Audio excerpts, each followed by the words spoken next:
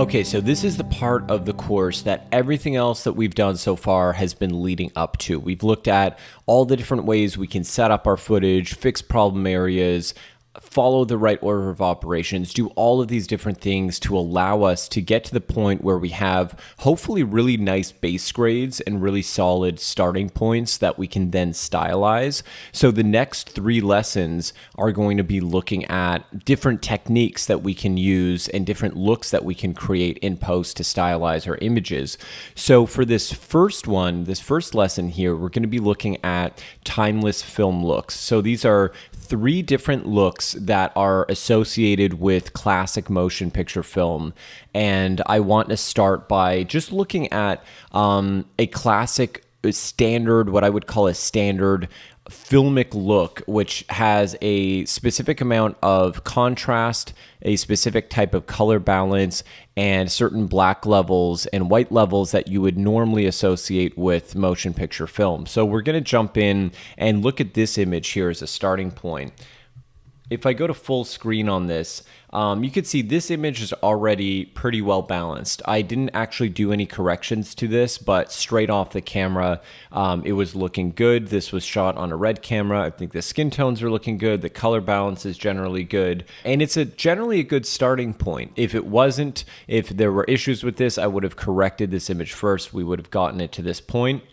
And now we're going to actually jump in and start trying to figure out how we can make this look a little bit more filmic. I would even use the word vintage in a sense, not that we want to overly stylize it, but we do want it to have a little bit more of that timeless classic film kind of feeling to it. So the first thing on an image like this that I would want to start with is our overall contrast. This has a good amount of contrast, but I want to bring up our midtones so we reduce it just slightly. So I'm going to go to full screen here and see what that looks like. That's looking pretty good.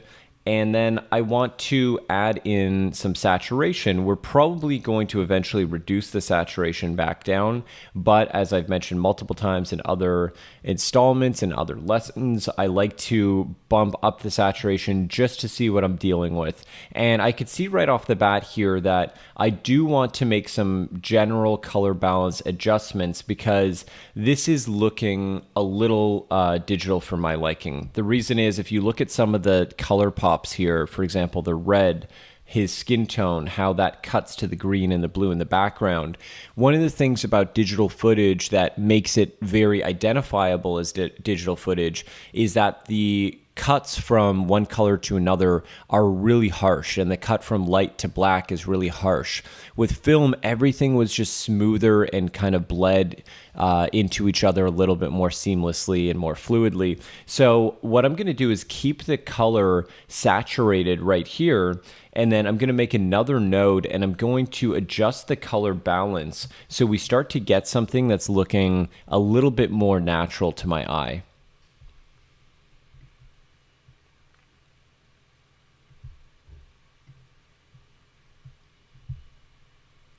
So right now what I'm doing is I'm actually pulling the gamma or the midtones into a cooler area, and then I'm pulling the highlights into a warmer area.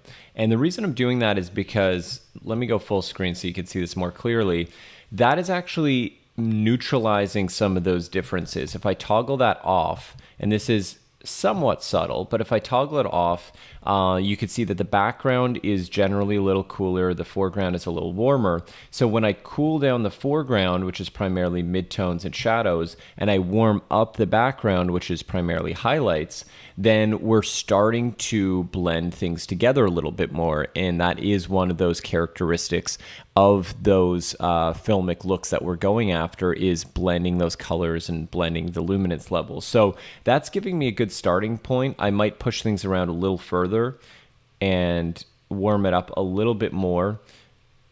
By no means do you need to always go for a warm look when you're going for a more classic, timeless, vintage aesthetic on your color palette, but I generally do find that warm tends to suit that a little bit better. If you watch a lot of older films and watch old film stock, you don't necessarily need to go to the extent of having a sepia tone in your image, but a little bit warmer tends to feel a little bit more classic more often than not. So right now I'm liking where the color balance is at. Here's our before and after. What I'm not liking is the saturation that we added, because that was, of course, only done so to demonstrate the amount of color in different parts of the frame and see where any issues may lie. So let's see what happens if I turn off this second node, which only includes the saturation. And now let's go to full screen. So that's now looking really good. That's with that node on and off. So having it off is looking great. I'm going to actually delete that node now. I'm going to add another node, and I might want to add in a little bit more saturation. I think that drained a bit too much, so I'm going to push back in just a touch, and I'm going to push our highlights back into blue just a little bit more again, add the saturation back in a little more even. So now I'm sort of going back and forth between what we had originally, pushing it a bit too far to get us out of that really digital realm, and then bringing back a little bit of the blue in the highlights here, as you can see as I toggle this on and off. And that's going to give us a more natural look, I think, right off the bat. So that's relatively good for color balance, but now we want to move on to some of the other characteristics of the image, namely contrast and then highlight roll off and shadow roll off. So let's look at contrast first. This image already has quite a bit of contrast in it, but one thing that we can do is bump up the contrast here. So I'm going to turn it up quite a bit, again, probably going too far, and we can always change this.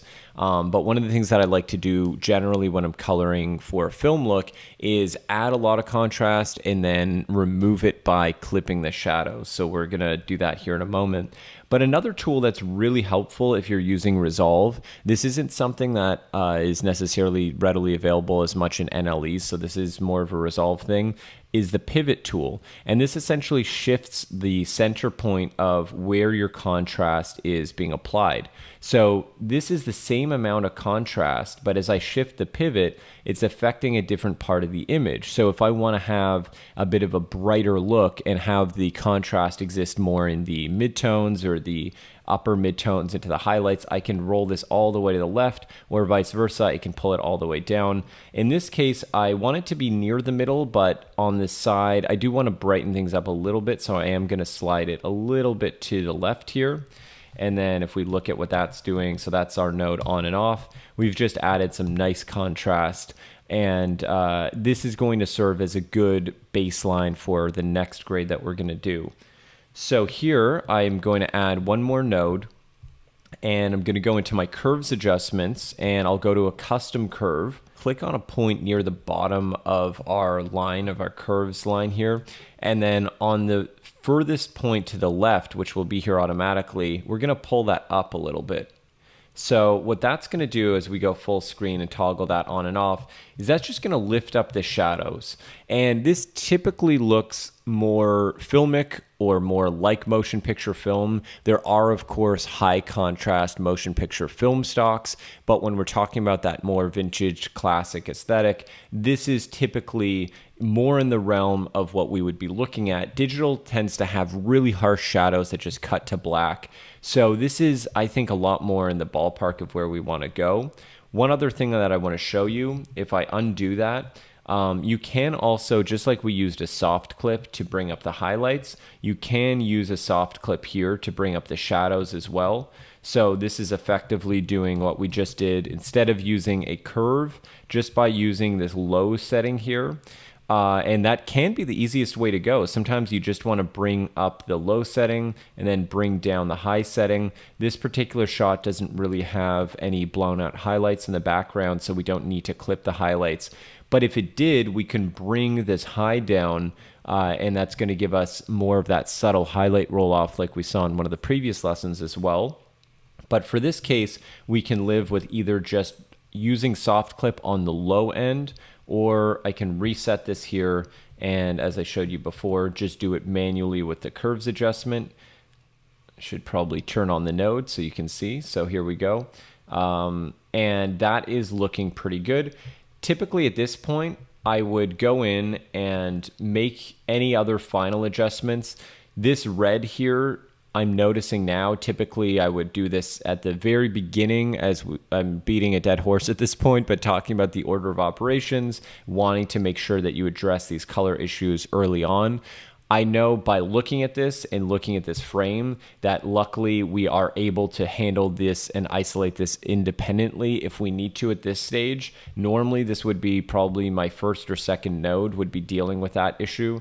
But I'm going to do that right now because I'm just noticing it now, and for the sake of really showing you the full look here and knowing that it is able to be isolated, let's just go ahead and just pull that red and again widen this up a little bit, soften it up.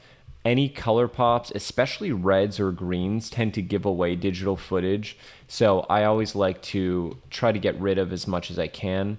We're still seeing quite a bit, so let's see if I can pull some more of that. It can be a little bit finicky here, but there we go. So we've got all that red selected. I'm just gonna now go into my color wheels and desaturate that, so we're losing some of that red. We can leave a little bit in, but you see if I toggle that on and off, it's just not drawing your eye there anymore. It's looking a lot more muted and blended in, which is great. And then as a final adjustment here, I might give everything push in one direction. So I might take the offset wheel and push everything warmer. And maybe we can experiment between going warmer on the magenta side and red, and then more warmer on the more yellow-green side. I kind of like somewhere in the middle where it's a little bit more toward the yellow side, I would suppose. And that's looking great. Let's go full screen on that. I like what that's doing generally. I just want to slightly cool down the shadows now. So we're going to do that on a separate node. And I'm going to cool those shadows down a little bit.